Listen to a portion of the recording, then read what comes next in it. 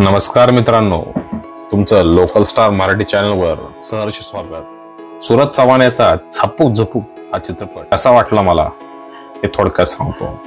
आणि ज्या चित्रपटाची तुम्ही आतुरतेने वाट बघत होता त्या चित्रपटाबद्दल बोलूयात। हा व्हिडिओ शेवटपर्यंत। झापूक झपूक हा एक सुंदर चित्रपट केदार शिंदे यांनी तयार केला आहे। यात त्यांनी comedy, suspense, action, drama, emotion या सर्वांचा तडका लावून आणि सगळे मसाले वाटून केदार शिंदे यांनी हा चित्रपट बनवला। या चित्रपट प्रमुख भूमिकेत सूरज चव्हाण, जोई भागवत, मिलिंद गवडी, रामत, पायल जाधव, हेमंत फरांडे इत्यादी आहेत।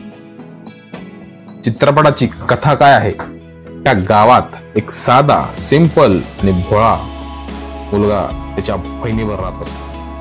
मुलाच्या आयुष्यात जेव्हा सुंदर, श्रीमंत, सुशिक्षित मुलगी येते, मग त्याच्या आयुष्यात होणारे बदल, उतार चढाव हे पाहताना खूप मनोरंजक वाटते। सूरज, त्याच्या आयुष्यात असलेली छोटी छोटी मित्र, पटपर्यंत साथ देणारी बहीण यांच्या भोवती हा चित्रपट फिरत आहे। सूरज चव्हाणला वाचन लिखाण येत नसल्यामुळे दिग्दर्शकाची मेहनत, कष्ट आणि प्रयत्न हे तुम्हाला सूरजच्या अभिनयातून खरंच जाणवतात।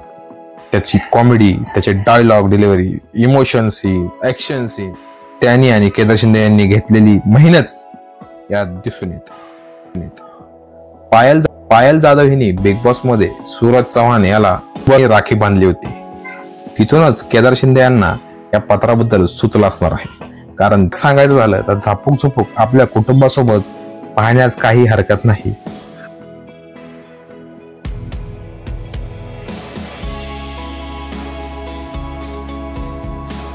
यात काही डायलॉग जे आहेत ते सूरजच्या जीवनाशी तंतोतंत जुळतात, जसे की लोक येडा बनवतात आणि मी बनतो। अजून एक डायलॉग म्हणजे एखादा जर कमजोर असेल तर लोक त्याला कमजोरच बनवतील, परंतु त्याला सक्षम बनवणार नाहीत। काही निगेटिव्ह गोष्टी सुद्धा आहेत, परंतु या सर्व गोष्टी त्याच्या प्रयत्नाला, त्याच्या कष्टाला आणि त्याच्या प्रवासाला विसरून टाकायला भाग पडतात। म्हणून त्याच्याबद्दल निगेटिव्ह काही बोलत नाही, कारण त्या ज्या पद्धतीने तो या चित्रपटात काम करतोय, म्हणजे काम केलंय आणि कष्ट घेतलेत हे दिसून येतंय।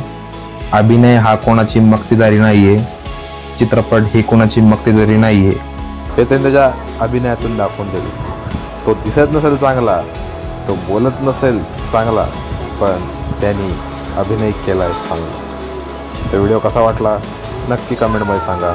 चित्रपट बघितला नसेल तर नक्की बघा। आपल्या चॅनलला लाईक आणि सबस्क्राईब